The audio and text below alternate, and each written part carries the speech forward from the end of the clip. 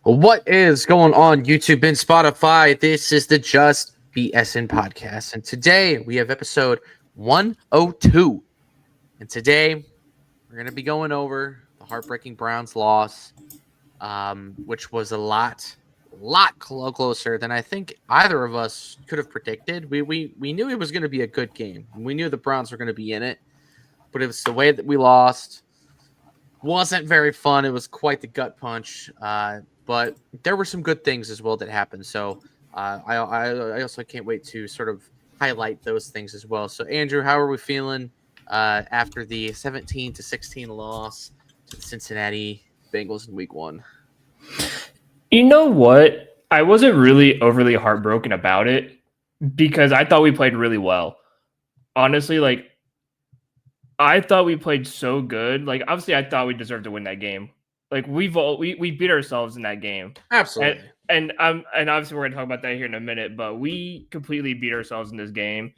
This was a game that honestly a lot of Browns fans should have been confident in, just for the fact that the Bengals were awful Week 1 for the last 4 or 5 years, and they always come to Cleveland and struggle.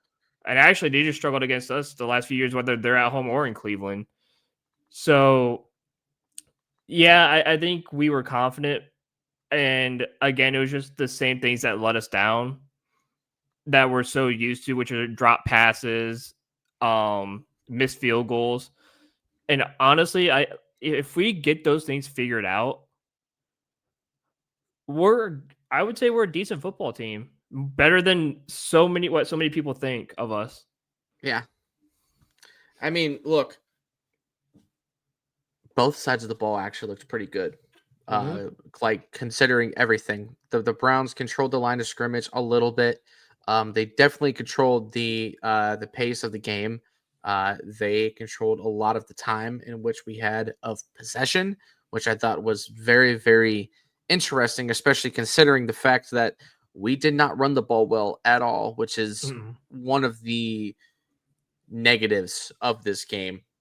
I mean, I might as well just touch on what went wrong because I think there was a lot more good than bad.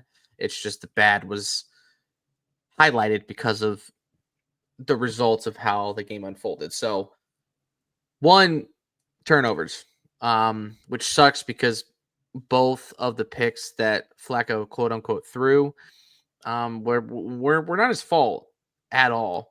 They both hit the receiver's hands, and both of them literally bobbled it in the air, and it just so happened to land in the hands of the Bengals players. So it was just unfortunate. It was a crushing way to sort of end the game, especially when you knew Flacco was driving.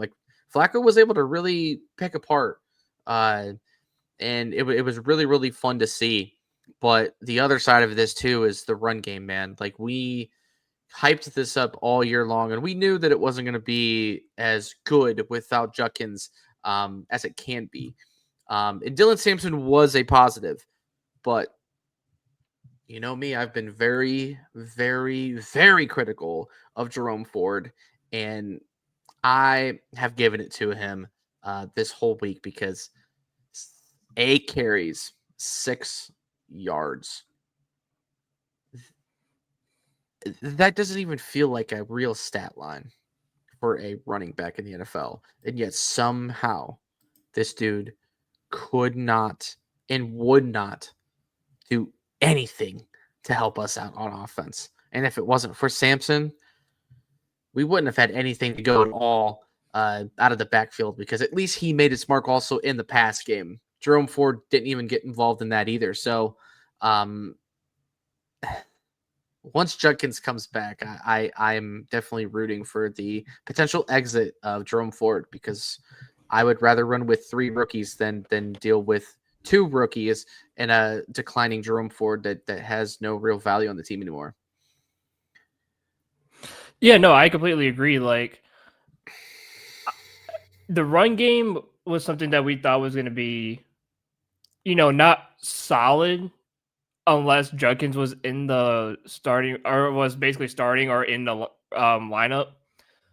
But I tell you what, I think Sampson was very good. I think Sampson proved that he could be a really good running back in this league just from the jump. I mean, obviously he didn't his carries he had like was it 12 carries for 30 yards, which Mhm. I mean, okay, And he didn't really have much help from the offensive line in the run game a little bit, but his receiving game was really, really good. I mean, he had 8 catches for 65 yards, which I mean, he was bouncing off of defenders. He was getting yards after contact. He looked really good out in the flat, just catching the football and turning almost nothing into 5, 6 yards. And it's like, okay, this kid has something. yeah, And I think what's going to happen now is you're going to put Judkins into this lineup, and Judkins is going to be kind of like the bell cow running back, and you're going to use Dylan Sampson more in the pass game. And it's going to be something fun to watch because obviously I would say Judkins is a better runner than Dylan Sampson. But Dylan Sampson, boy, once he gets that ball in the open space, and he can make some shit happen. And you know, I think I'm in agreement with you. I think once we get Judkins into this lineup, Jerome Ford is nothing but gone. I don't see where you put him into this lineup. He just doesn't fit. Like 6 carries for 8 yards, or 8 yards, or 8 carries for 6. It's ridiculous that you get that many touches and you barely average half a yard per carry. Like I'm sure you've seen a couple of the videos too of oh, I've seen them. where there's like a giant gaping hole, and it's almost like a Trent Richardson thing where he just runs into the line. It's like, bro, where are you going? The Yeah, hole's right here. The hole's to your left a little bit. Where the hell are you going? yeah, And it's you wild. completely missed it.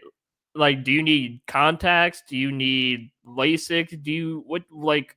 How do you miss these holes? And I think I would rather, like you said, I'd rather run with the rookies because they seemed to look a lot better. And I tell you what, speaking on the rookies, I thought all of our rookies that played looked really good. Yeah. They looked really good. I mean, especially Carson Schlesinger, who we've been hyping up all season long because guess what? He led the team in tackles with I think it was 8 let me see, I have it here. 8 total, 3 solo, 1 tackle for loss, and 1 QB hit. He led the team in tackles. He led the team in assists to tackle. Like this kid was all over the field. Like wherever the ball was, he hunted it down and he got to it. And I think someone else was Devin Bush. Even though he's not a rookie, obviously, but he was right up there too. And Aiden Huntington had a decent game. Mason Graham, I thought looked pretty solid. So I want to shout out the rookies for coming in and actually playing some really good ball. And they really did help a lot. So shout out to those young rookies, and I can't wait to see what Quinshon Judkins does in this lineup because I think he's gonna be really good. Oh yeah. I mean, there is definitely a lot to be excited for when it comes to the rookies. Yeah. I honestly I believe every guy, even the year two guys, like Isaiah Hmm. McGuire looked fantastic. He had a lot of nice plays.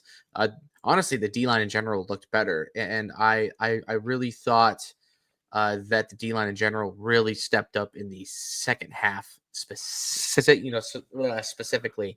when you look at what the Bengals did on offense. They had a total, and it's mind-boggling, by the way. Before I say this, that they even won this game, and again, it's because we shot ourselves in the foot. The Bengals had 7 combined net yards in the second half. But the Hmm. Browns had Burrow in a pocket the whole time and he could not get out of it. Like he was under constant duress. He was constantly made uncomfortable. And again, the corners played outstanding. I thought Greg Newsome actually played one of his best games as a Brown. I I did can't too. lie. I've been critical of him over the years, but I'll tell you what, he played a really good game and he played a lot of snaps against Jamar Chase that people didn't know about. And then also on the other side, he's also got to deal with T. Higgins because they don't switch sides. They stay on one side and they cover whoever is over there.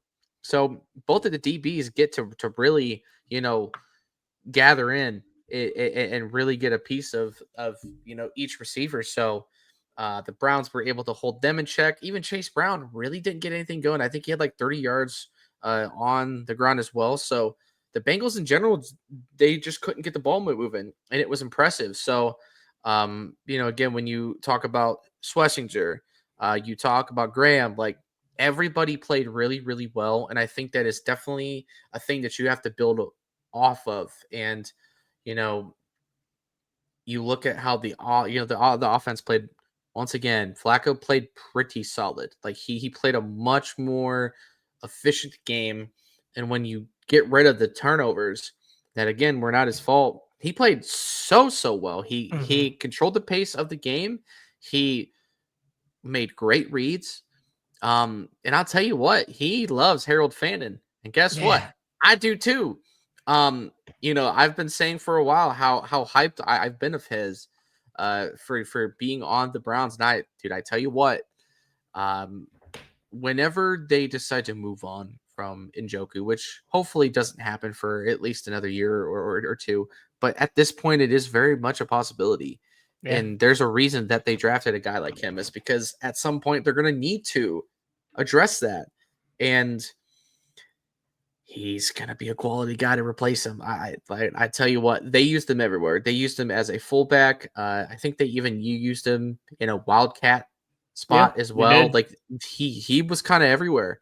And so it was a lot of fun to see the rookies really, really play well. And it does make you feel good about, okay, we finally have a solid class of rookies. And the only guy that we haven't seen yet is Juckins.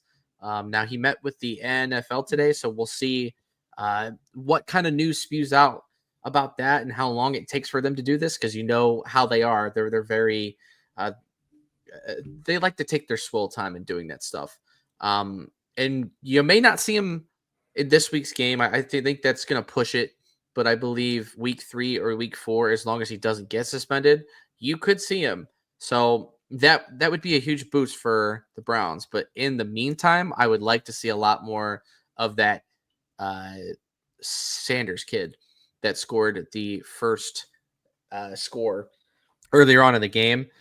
He's a bigger guy. Like, if you are gonna use somebody that's gonna be bigger, you might as well have it be him, or just give those reps to Samson. I don't care. Like, Jerome Ford just has no place on this team, and I know that somehow, some way, Stefanski seems to like him. I can't stand him, dude. He has the worst vision that I've ever seen out of a running back.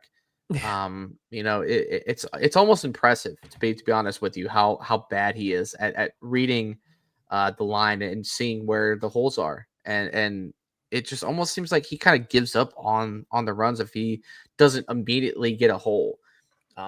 He's good out in space, he's quick, like he's a decent returner, but other than that, he really serves no purpose on this team, especially with how good Dylan Sampson is. Like, he sort of takes that role away from him, because that's what he was when Chubb was here. He was a receiving back that could take runs. Now Sampson is that like Duke Johnson hybrid type of guy, and we know how much Stefanski loves those guys because he's used guys like that a lot. Felton was a guy that we used Mhm. as well. Like, those names would keep coming up. So I think for Sampson, again, he's my height. But I'll tell you what, he bounces off the tackles really, really well. Like, he's a really Yeah. good center of gravity, and he really likes, or he knows how to move his body. And when you are at that size, it's very important to be good at that. And he's definitely a guy that you can see being used more and more and more as the season goes on. So I'm excited about the guys, man. I really am. I don't think this team is as bad off. But going into week 2 now, this game is not going to be a fun one, in my opinion. It it may be close because of all of the drama and stuff getting stirred up about the 30-year anniversary thing of them basically stealing our team from us, via our Art Modell, and the whole story that Browns fans know. I don't have to speak about that, but that little thing might tweak it a little more. That might piss off the Browns, the players just a little bit more, and it could make the game a little more intriguing. But I saw that game against the Bills. The Ravens had no business losing that game, except for the fact that Josh Allen is man, he is the GOAT. He is insane. He killed it for my fantasy team. I'm glad he did that because I hate the Ravens. But the Ravens had no business losing that game. They were up 40-25, and they lose that game. It's almost impressive to lose that way. And it's not the first time that they've done that. They've blown so many fourth quarter leads since John Harbaugh has been there. And so you can't say never, but theoretically speaking, the Ravens really should kind of beat our ASS, but it is a division game. The Browns seem to play better in the division, so you never really know. But at least in my early take, I don't feel too confident about it, especially with how just kind of demoralizing that first loss was with having the missed kicks, the picks, and all the other little things that went wrong where you're like, oh, man, this is going to be a potentially long season for us. I mean, it would most likely be a long season for us, just because obviously we got a lot of young pieces, and there's a lot to figure out and a lot to kind of work around. Yeah. But as for the Ravens game, like you said, they just blew so many fourth quarter leads throughout the Jim Harbaugh era, and I saw something earlier about this guy, what he tweeted, and I believe he said, the only worrying thing about the Ravens is Derrick Henry and Lamar Jackson. You stop those two, they can't do anything. Right. Because number one, their defense really didn't impress me at all. No. Especially Kyle Hamilton, who just got signed to a mega deal. He got cooked quite a bit against the Bills receivers. He did not look that great. And that whole defense, they're just really not a shiny defense. Like, not like they used to be. Right. And I think Joe Flacco could definitely look at that and attack that. And that's the thing, too, is that this is a big day for Joe Flacco because this is the first time he's been in Baltimore since he got released by Baltimore. Yeah. Or since he went from Baltimore to the Jets. So this is the first time he's ever been back. So this is kind of like a revenge game for him in a way. Like, hey, I'm back. Like, this used to be the home where I used to cook people, but now it's time for my turn to cook you guys. And obviously now, like you said, with the whole 30-year anniversary thing, I think a lot of the Browns players are going to use that as motivation to kick the crap out of the Ravens. I mean, I'll be at the game, which is funny enough. I'll be there. So I'm hoping to see a little bit of Flacco magic in that game.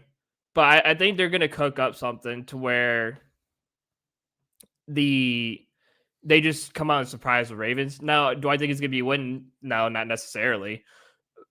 But it just reminds me of last year where we slowed down Lamar Jackson, we slowed down Derrick Henry, and they just really didn't do much after we did that. And they struggled against us, and they struggled to drive downfield. And I think the best going to be the big game plan is basically just slow down Lamar as much as possible, force Lamar to make throws. Right. Because if you force Lamar to make throws, he's not good at that. And, we all heard Joe Burrow say that the Browns have the best secondary in the league. And, hey, I'll take that compliment every day of the week. And that's the truth. I mean, hell, Denzel and Greg Newsome have an easy day because one's got to go up against a washed-up DeAndre Hopkins, and the other's got to go up against Zay Flowers. So, again, as long as Lamar's contained, everything should be fine. Obviously, you got to contain Derrick Henry, too, because if anything, they'll just go to Derrick Henry, and Derrick Henry will just torch you. But what Jim Schwartz showed us is that defensive line can stop the run like nobody's business.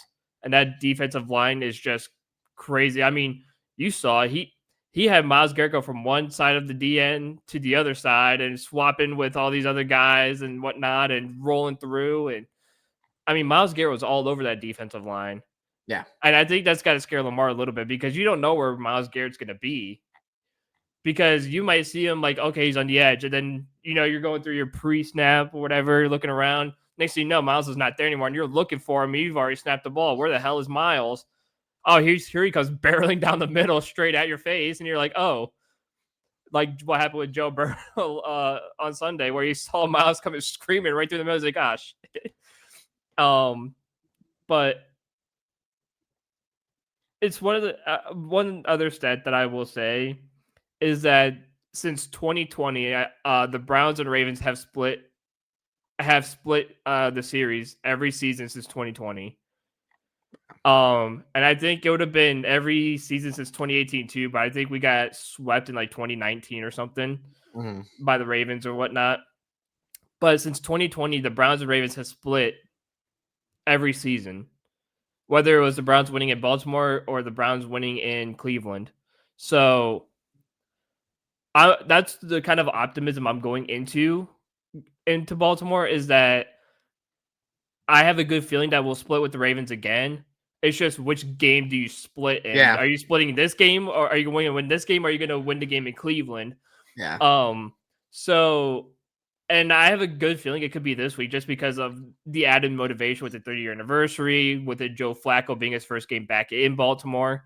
There's a lot of added sentiment in the Cleveland locker room going into Baltimore, and I yeah. think they're going to feel like they have a lot to play for in this game.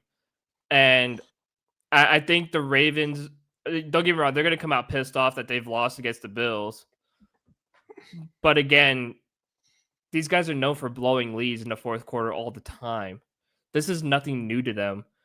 They could go and have another lead on Sunday and then just be like, okay, we finally have it, and then blow it again. And so we'll see what happens. But to be honest, I'm like half confident, half like we're screwed. Oh yeah, it is.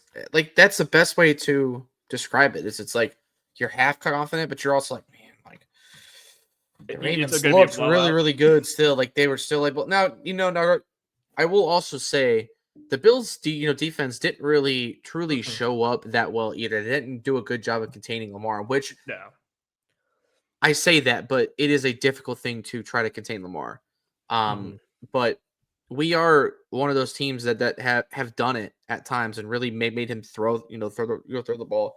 And if you're going to get to a team like the Ravens, you might as well get them earlier. It's just like the Bengals. Like it's definitely easier to get a team like that earlier on in the season than you are later on in the season when they're a little more warmed up. They have a better understanding of their identity and they just have a good rhythm going.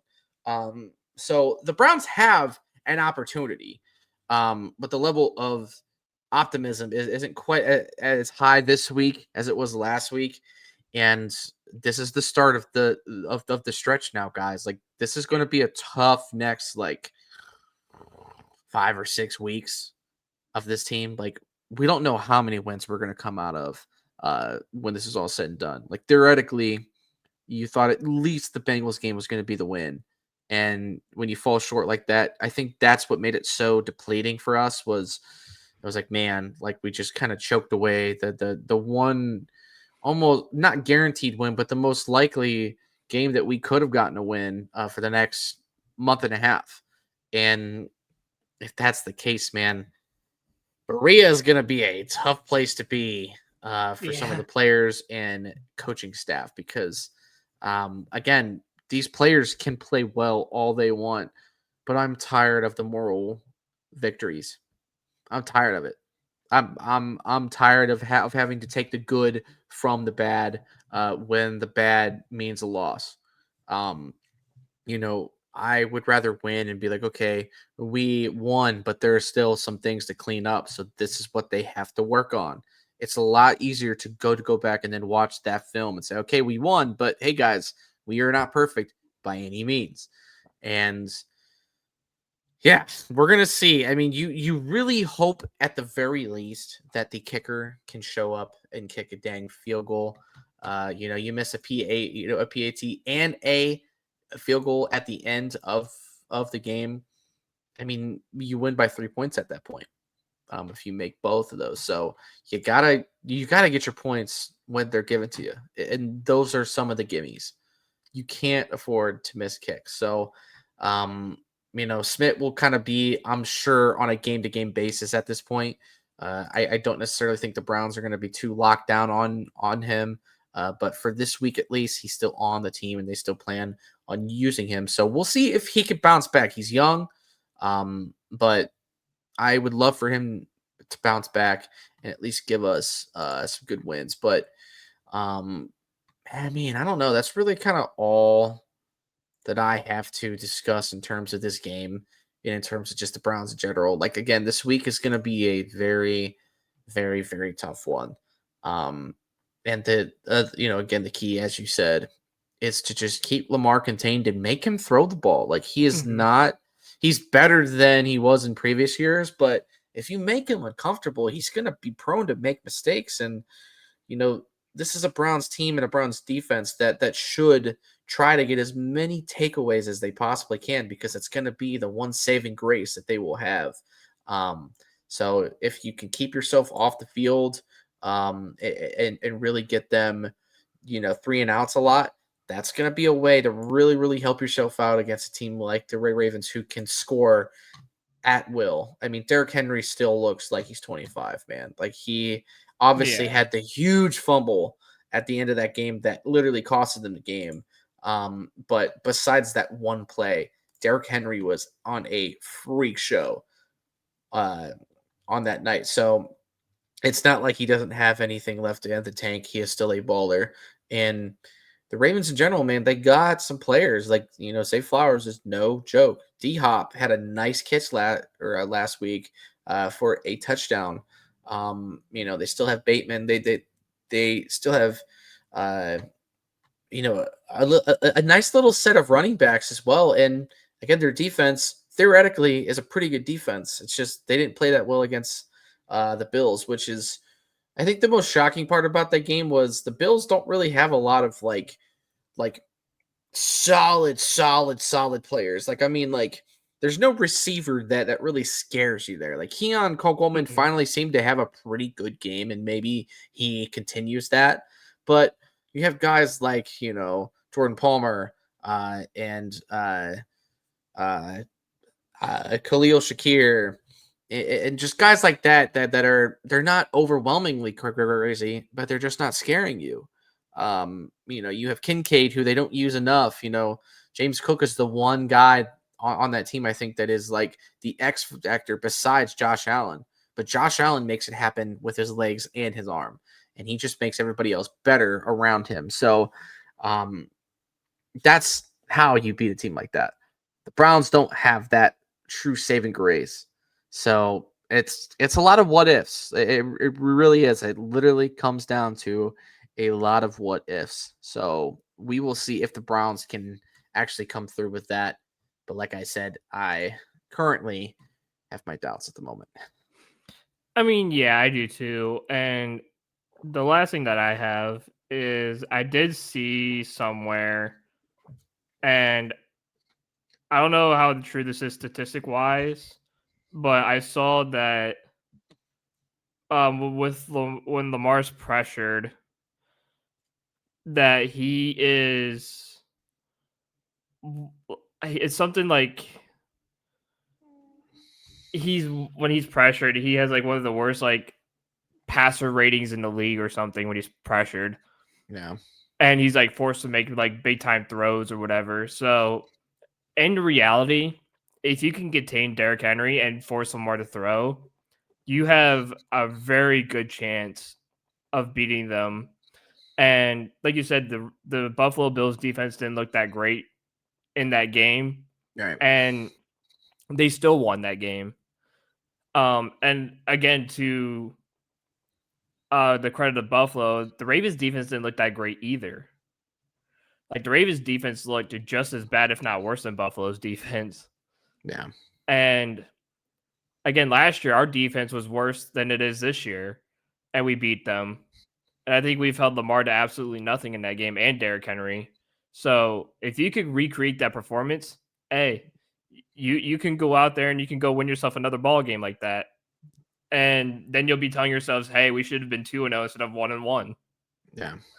And you could have had a fantastic start to the season, but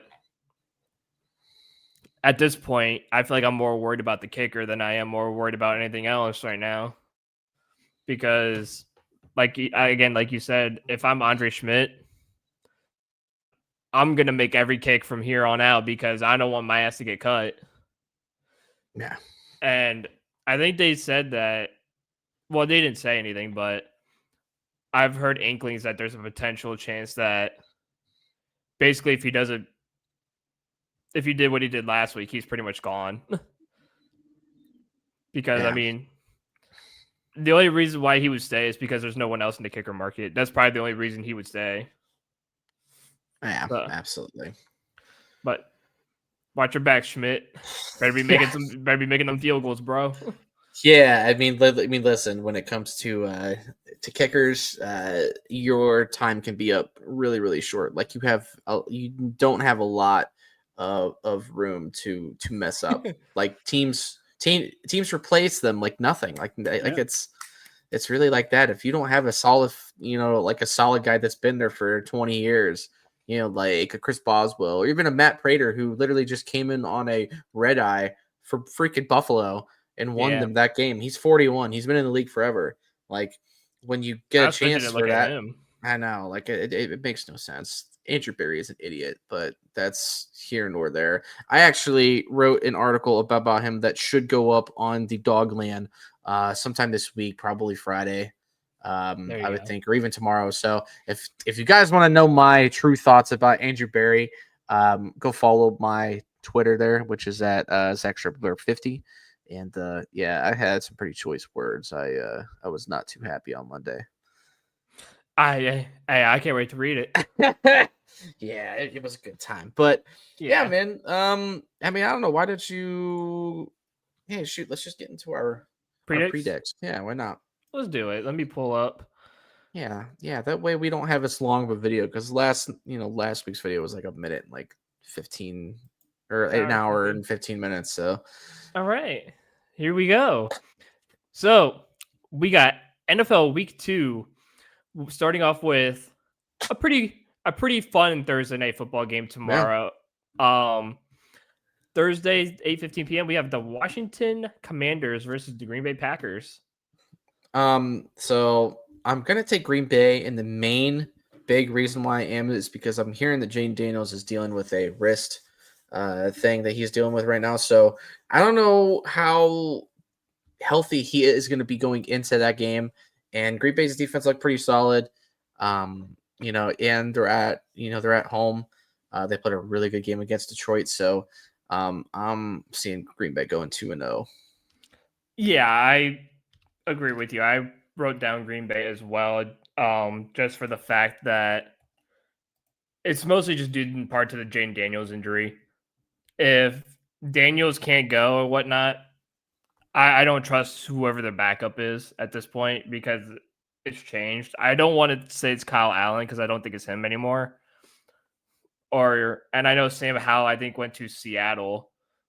So whoever their backup is, I don't really have much faith into it. So give me the Yeah. Green Bay Packers. All right, up next, we have another kitty cat bowl. We have the Jacksonville Jaguars versus the Cincinnati Bengals. All right. So you know what? I will say the Jaguars shocked me last week. Mhm. Granted, I didn't think Carolina would come out the way they did. Like they came out the same way they did last season to start, and you really thought they were gonna get into it this year because of all of the people that they added and stuff. I Mhm. really thought they were gonna be better. But the Bengals are at home. I think they have a much better bounce back week. Again, it wasn't like they played horrible, against us. It's just our front four played an outstanding game. The Mhm. Jaguars do not have as good of a front four, and I don't know. I just foresee the Bengals coming back and playing a much better game. So I see them winning at home against Jags. Yeah, I said Cincinnati just for the fact that they're at home and you know, even though they barely scraped a win here in Cleveland, I think they get the job done because again, there's still very much a lot of uncertainties about the Jaguars and that defense. I think Jacksonville just got lucky that they played an easier opponent in Carolina Right. in the first game. But now they're coming up against a team like the Bengals. I think this is where we start to see Trevor Lawrence look like he did the last couple of years and just kind of gets curb stomped a little bit. Also, this is the second week in a row that I've noticed that Jacksonville's playing another kitty cat team. So Yeah. back to back cat games for the Jacksonville Jaguars.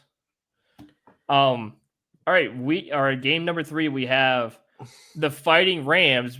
If you didn't know, there was a brawl in the Rams game. So the Fighting Rams versus the Tennessee Titans.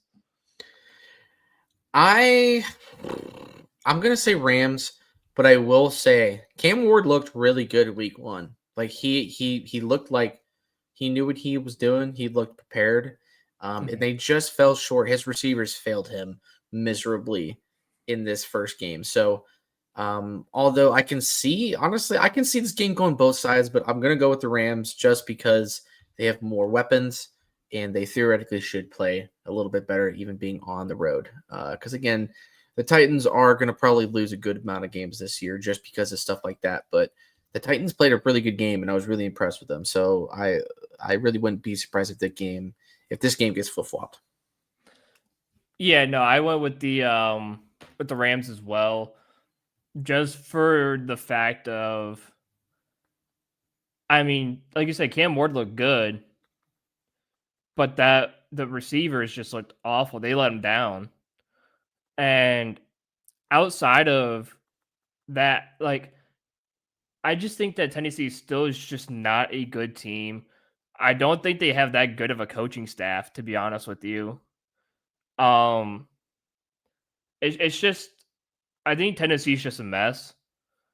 And I think Cam Ward is the shining light in that mess. Right. Um, so I'm going with the Rams because, again, the Rams are just a more complete team.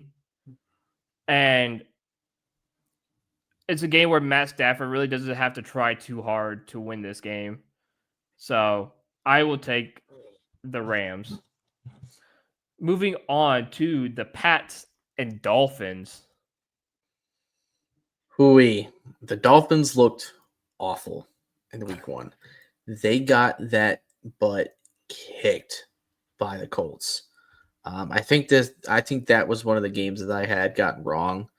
Because I just didn't know what It the Colts were was. going to look like, and I'll tell you what, Miami looked like crap. And I'm hearing that to him, like he might have been concussed. I don't know. I really don't know what's going on there. Uh, Dude, I have a bad feeling that Mike McDaniel is going to get canned this year, and it may be mid-season. Like if they continue to play the way that they did, if I were them, I would try to trade Tyreek, just get what you can and restart, like for real. Yeah. It's bad. So with all that said, I do think the Pats are going to win. I think Miami will play at least a little bit better, but again, I love my Pats, so I'm going to take them. Yeah, Tua just looked like he had no idea where he was during that game. And you saw the visible frustration of Tyreek Hill. He just looked insanely frustrated. And I saw a report that the Dolphins answered calls for Tyreek Hill and then told everyone that he's not for sale. Yeah. Yeah, that'll And, change quickly if they keep going this route. and I think that's the thing. Like, I think if the Dolphins continue to lose games and struggle like they have and get their butts kicked by a team like the Colts, I don't think they would have a choice but to shop Tyreek Hill at this point and shop a lot of the good players that they have. Just to try and get some stuff back and try and revamp in the next couple of years. Because that I tell you what, dude, Miami looked horrible. Defense, that defense made Daniel Jones look like an MVP caliber quarterback. Like, Yeah. and I didn't think that was possible. But they did it. They made him look like a Pro Bowler. So yeah, give me New England because if they're gonna make Daniel Jones look like a Pro Bowler, they're definitely gonna make Drake May look like fucking Tom Brady. So I will take the Patriots. All right, next up, Bills and Jets. Bills. I mean, the Jets are going to make it a little bit intriguing, but uh, you can never doubt Josh Allen. Straight up, you can't. Yeah, I mean, short and sweet and to the point. Give me Buffalo. I mean, like you said, I can't pass up on Josh Allen what he does because that man works some magic. And hey, credit where credit is due. Justin Fields looked really good against the Steelers. He looked really damn good against the Steelers. Yeah, he did. So credit to him. I think he'll help make it look interesting. But yeah, give me Buffalo. And then we got our game, the Cleveland Browns versus the Baltimore Ravens. Listen, man, as much as I want to root for my guys, and trust me, I will still root for my boys in brown and orange. I don't trust them. It's in a ball, Baltimore. Obviously, you're going to be there, Drew, so you get to have a front row seat to it. Mm-hmm. I don't expect it to be a absolute massacre, but I also wouldn't be surprised if the Ravens come out a little pissed off and kind of bend us over and spank us a little bit. But I'm hoping I'm wrong, and I hope the Browns do win, but I'm going Ravens. Yeah, I mean, I went with the Ravens too, just for, like you said. I want the Browns to win as much as possible. Obviously, I'm going to root for the hell out of them on Sunday when I'm in Baltimore. Um, I'm going to pray to God that we could pull something out of our butts, but I had to go Baltimore because that's just the easy and safe pick. All right, NFC East matchup: Giants versus Dallas. What do you got? Um, I'm going Dallas. They actually looked pretty good in Week 1. Like the offense Mm-hmm. played well. It sounds like they're going to be without Bland, who is. I mean, that's really going to hurt their defense. But New York just didn't look good. I mean, New York looked really bad.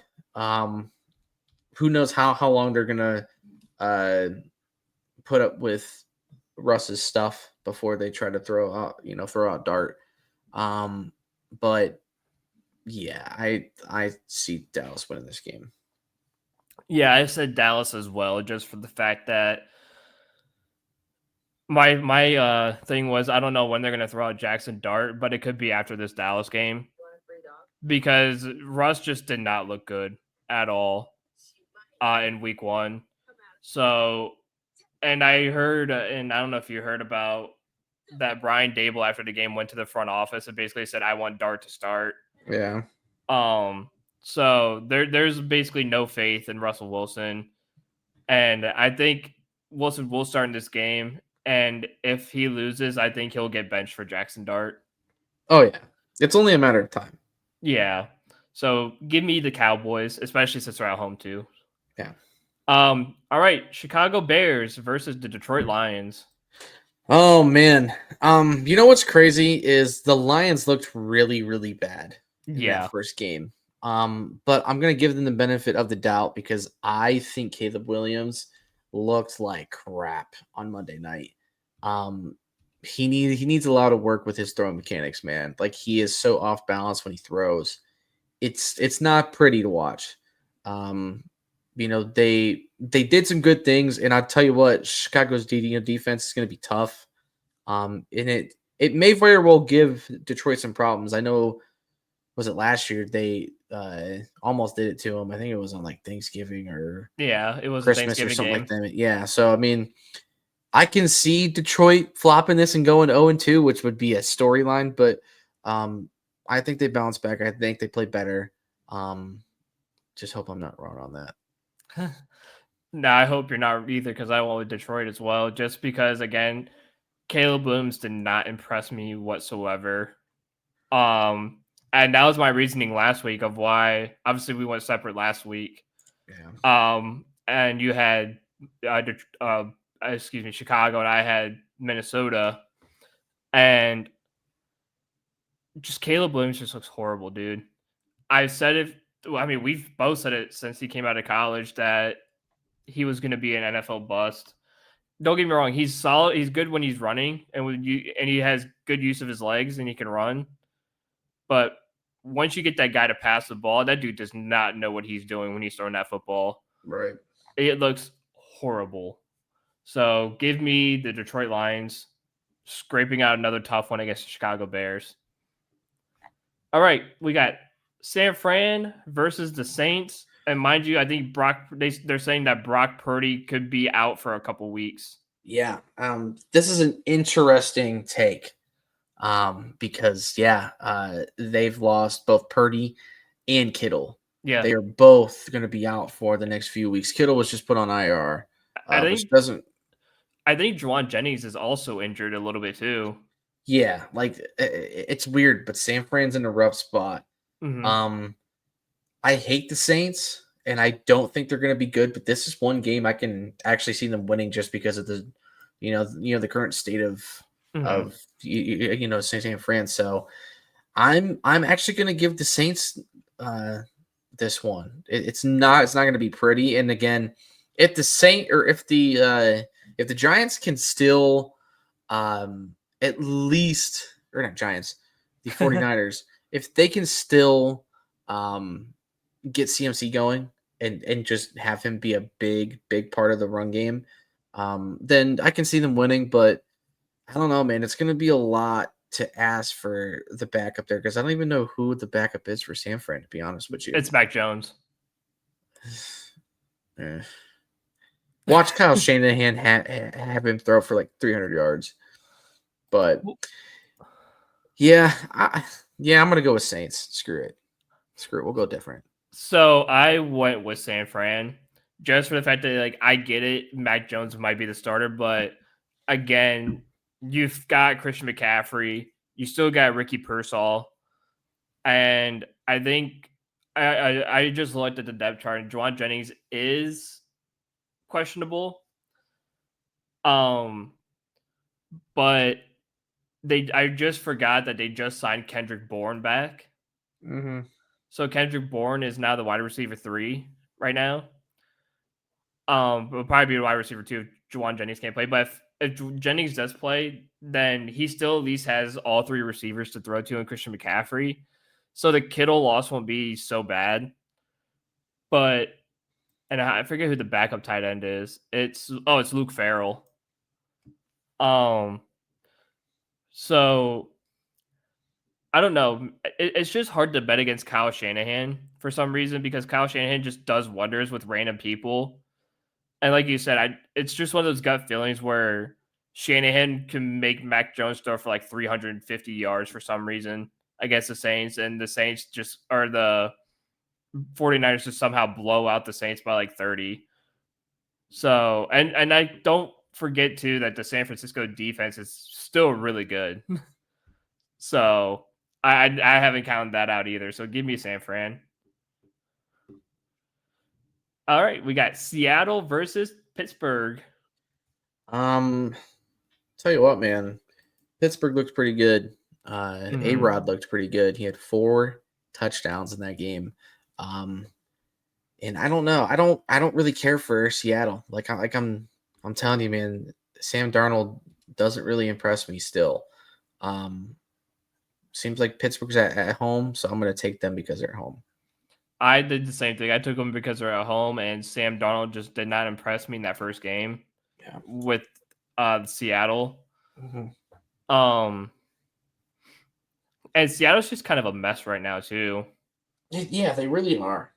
Like, it's so weird, but they're kind of a mismatched mess right now, and I don't trust what's going on over there right now, and I don't like the look of it. So I'm just gonna play the safe side and go with the Pittsburgh Steelers.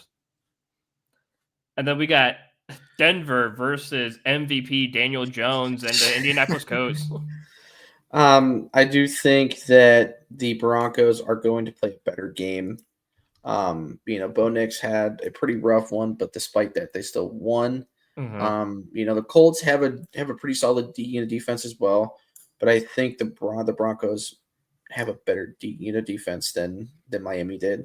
I think Danny Jones is going to come back down to earth a little bit. They may run the ball a little more, but I just see the Broncos playing better and winning this game. Yeah, I went with Denver too, just like you said. I think Daniel Jones comes back to earth because he plays one of the better defenses in the NFL. And you have, I forget who that kid is. Is it that's at DB for Denver? That's insanely good. Retain. Yeah, Pat Surtain.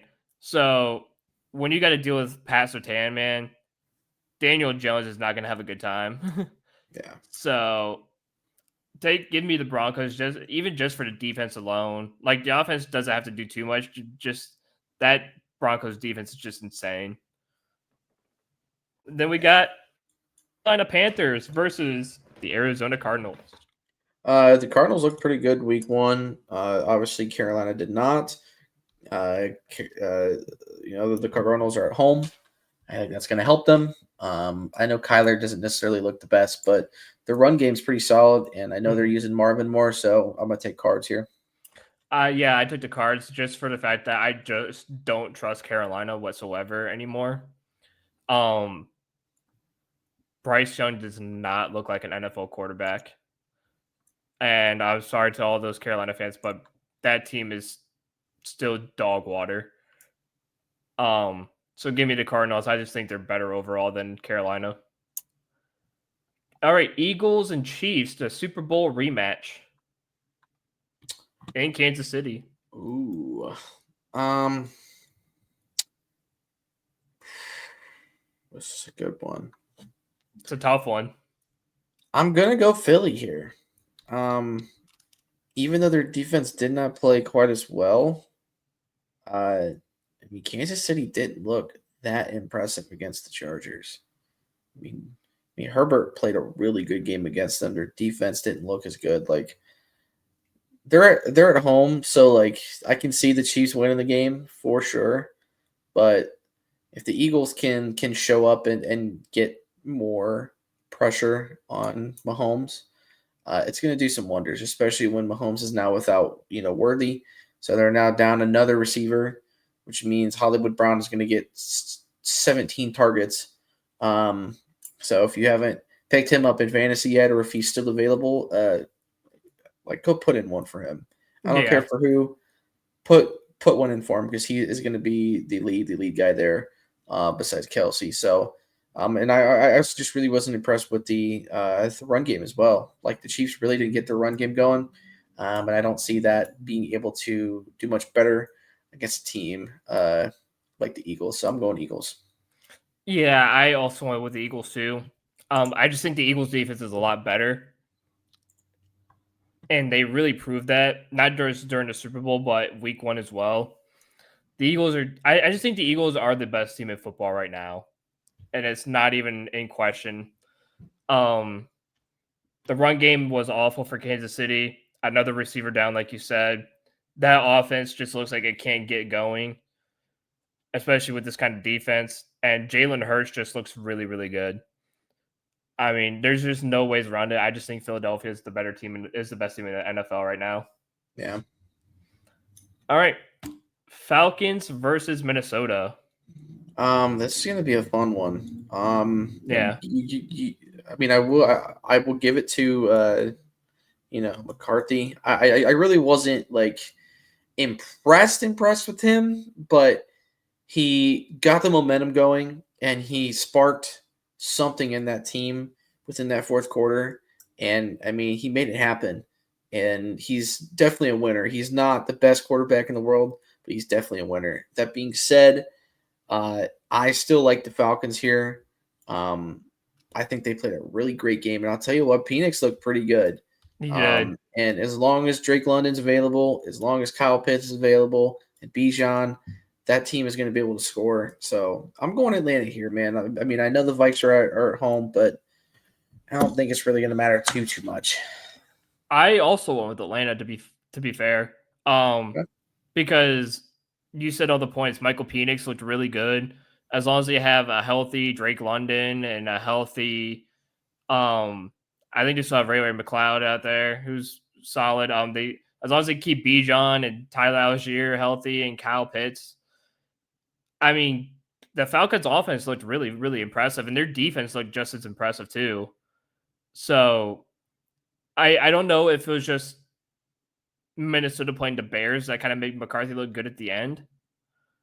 but that run game had a hard time getting going with Aaron Jones and um whatnot. So it's hard to trust, and Jordan Mason too. It's hard to kind of trust that offense just a little bit because I don't know if that was just a fluke from JJ McCarthy. Yeah. So again, I think as a complete team wise, I think Atlanta's more of a complete team than Minnesota is right now. All right. All right, we have 2 Monday night games to go over. The first one being the Tampa Bay Buccaneers versus the Houston Texans. I got Tampa. Baker Yeah. looked great. Ibuka looked really, really good Yeah. last week. And I'll tell you what, Houston, they did not look that great. Not really impressed with them. I know their defense is better, but Bake is doing his thing. I think Tampa is honestly going to end up being probably one of the better teams in their conference. So I'm going Tampa all the way here. I did too. I went with Tampa just for you, like you said. Houston struggled and they struggled hard. I don't see a lot of that changing going into this game. And Baker and that offense looks really, really dangerous and really good. Like you said, I liked the way Ibuka looked a lot. Give me Tampa Bay. And then the last Monday night game, the late night one, it's the Chargers versus the Raiders. I'm going Chargers. I wasn't really too impressed with the Raiders week 1. Yeah. And honestly, the Chargers did a really good job of trying to contain Mahomes. I will say for the sake of my fantasy team, I hope that both Genty and Amari Hampton both go off because I have them on at least 1 or 2 of my 3 leagues that I'm in. So, guys, please both show up. But I'm going Chargers here. I went with the Chargers as well because they had a huge win against the Chiefs. And that was a statement win that the Chargers are going to be something, that they could be something this year. So I will take them. And again, the Raiders are just, for me, they're just the Raiders. They didn't really impress. Geno Smith just looked like Geno Smith of old, where he looks good for like a few minutes and then he throws like multiple picks and whatnot, and kind of just looks like the old Geno Smith. But it's all about Brock Bowers, Ashton Genty. And I think in 2 of my leagues, I had Xavier Worthy go down, and I had Jacoby Myers replacing him in both leagues. So Yeah, I need Jacoby Myers to I have do what him he on my did 1 league last. as well. Yeah, I need Jacoby Myers to do what he did on Sunday and just get get another, was it like 9 catches and 13 targets or something? Like he had some crazy stat. Score too. Why not? I mean, hey, man, I don't want to Yeah, be too greedy, but that's all I'm saying. I don't want to be that greedy, but give me something here, Jacoby, because right. Travis Kelce can't run a single freaking route to save his life anymore, and he got Xavier Worthy injured, and that costed me.